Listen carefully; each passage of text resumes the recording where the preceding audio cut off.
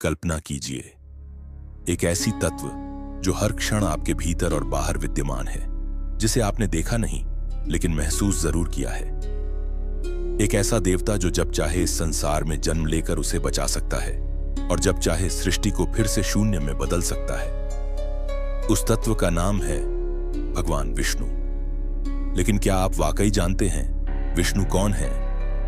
जिन्होंने भी यह संसार देखा है वे यह मानते आए हैं कि ब्रह्मा ने सृष्टि बनाई। लेकिन क्या आपने सोचा है ब्रह्मा स्वयं कहां से आए? पुराणों में कहा गया है कि ब्रह्मा विष्णु की नाभि से निकले कमल से उत्पन्न हुए थे, यानी ब्रह्मा भी विष्णु की सृष्टि है। लेकिन यदि विष्णु सृष्टि से पहले थे तो वे स्वयं कैसे अस्तित्व में आए? इस रहस्यमयी कथा को अंत तक जरूर देखिए, क्योंकि इसी वीडियो में आपको पता चलेगा विष्णु की उत्पत्ति कैसे हुई, इस ब्रह्मांड की रचना किसने की और विष्णु इस सृष्टि में क्या भूमिका निभाते हैं।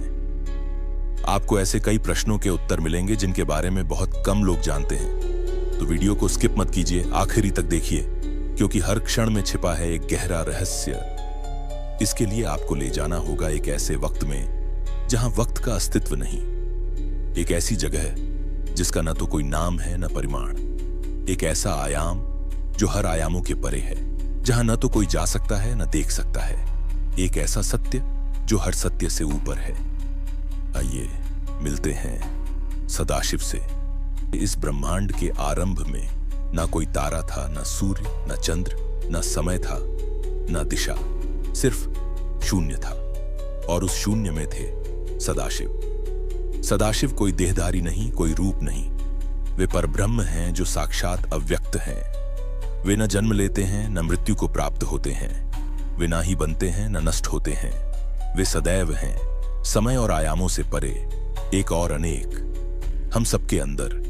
जब कुछ भी नहीं था तब उन्होंने इच्छा की मैं एक रूप दूं, इस चेतना को जो पालन करे, जो रचना कर, जो संचालन करे।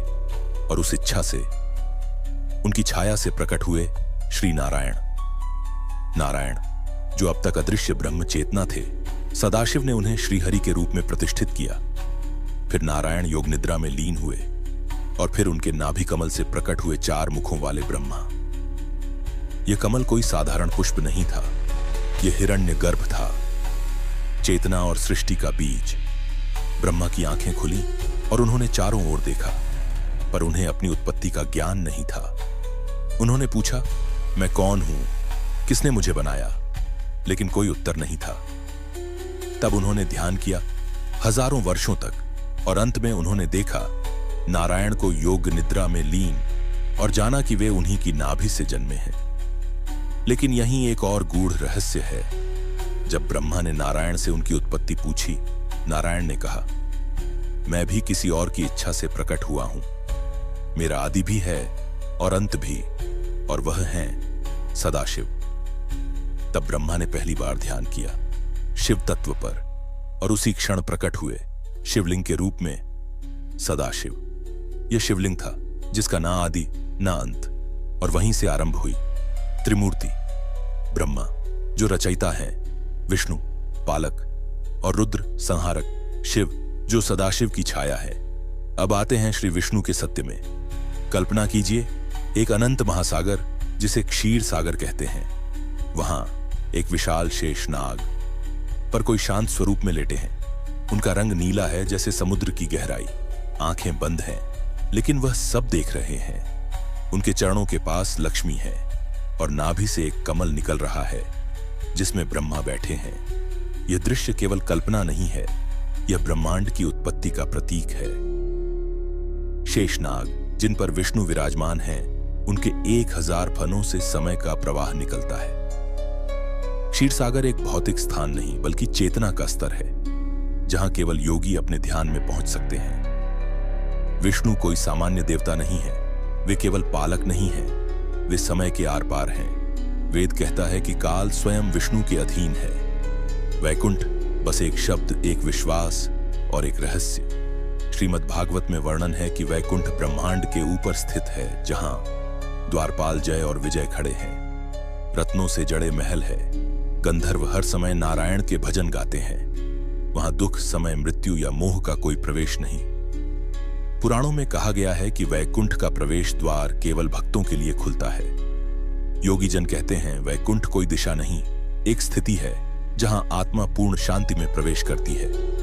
राम और कृष्ण विष्णु के अवतार हैं, लेकिन नारद पुराण में यह भी कहा गया ये अवतार केवल रूप नहीं बल्कि ऊर्जा के प्रयोग हैं। हर युग में विष्णु स्वयं को युग के अनुरूप ढालते हैं। राम धर्म के ऊर्जा के स्वरूप हैं, कृष्ण ज्ञान की ऊर्जा का स्वरूप, और अगले कल के अवतार में विष्णु विनाश और पुनर्निर्माण के ऊर्जा का स्वरूप होंगे।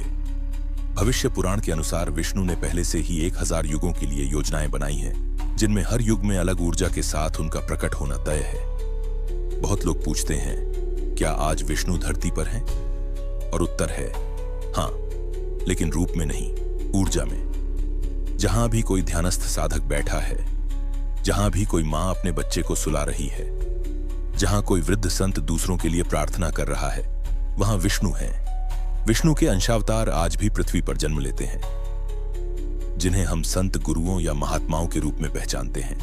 वे हमेशा समाज को संतुलन में रखने के लिए गुप्त रूपों में सक्रिय रहते हैं। ब्रह्मवैवर्त पुराण कहता है कलयुग के अंत में जब अधर्म की सीमा टूटेगी, तब विष्णु स्वयं कल्कि के रूप में प्रकट होंगे। उनका वाहन सफेद घोड़ा होगा। उनका उद्देश्य अधर्म का विनाश और सत्य युग की वापसी होगी। राम और कृष्ण के रूप में विष्णु ने जो किया वो केवल धर्म की स्थापना नहीं थी, वो चेतना को ऊंचाई देना था। और आज भी हर भक्त के हृदय में कहीं न कहीं विष्णु मौन रूप में बैठे हैं। तो मित्रों, विष्णु केवल एक देवता नहीं, वे समय के आर पार फैले एक ऊर्जा हैं। वे हैं जो दिखते नहीं लेकिन सब कुछ संचालित करते हैं। वे हैं जो हर युग में धर्म की रक्षा के लिए आते हैं, चाहे राम के रूप में हो या कृष्ण के रूप में। और वे हैं जो अंत में सबको वैकुंठ में ले जाने वाले हैं। तो मित्रों, आपने जाना कैसे सदाशिव ने नारायण को उत्पन्न किया और नारायण की नाभि से जन्मे ब्रह्मा जो इस संपूर्ण सृष्टि के रचयिता बने। यह कोई कहानी मात्र नहीं है, यह उस चेतना की यात्रा है जिससे यह पूरा ब्रह्मांड बना है। और आज भी वो शिव तत्व हमारे भीतर, हमारे चारों ओर विद्यमान है। अगर आपको यह रहस्य और ज्ञान से भरी कहानी अच्छी लगी तो कृपया हमारे चैनल को सब्सक्राइब जरूर करें, इस वीडियो को लाइक करें और कमेंट में लिखें ओम नमः शिवाय या जय श्री हरि। अपने दोस्तों और परिवार के साथ ये दिव्य ज्ञान साझा कीजिए, क्योंकि हो सकता है किसी एक व्यक्ति की चेतना बदल जाए इस एक वीडियो से। अगर आपको यह वीडियो अच्छा लगा हो और आप ऐसे ही आध्यात्मिक रहस्यों में रुचि रखते हो तो हमारे चैनल पर और भी अद्भुत और गूढ़ विषयों पर वीडियो पहले से मौजूद है, जैसे शिव कौन है, शिव तत्व क्या है, काली मां की रहस्यमयी कथा, शिव और सती की गाथा, और भी कई ज्ञानवर्धक, रहस्यपूर्ण और आध्यात्मिक यात्राओं से भरे वीडियो जो आपके मन, बुद्धि और आत्मा तीनों को छू जाएंगे। तो अभी जाइए, हमारे चैनल को एक्सप्लोर करें और जुड़ जाइए इस आध्यात्मिक यात्रा के साथ, जहां हर वीडियो आपको स्वयं से मिलवाएगा। हमारे चैनल को सब्सक्राइब करें, बेल आइकॉन दबाएं और बने रहें हमारे साथ, क्योंकि आपकी आत्मा को जिस ज्ञान की तलाश है वो शायद अगली ही वीडियो में आपका इंतजार कर रहा हो। हर हर महादेव, जय श्री हरि।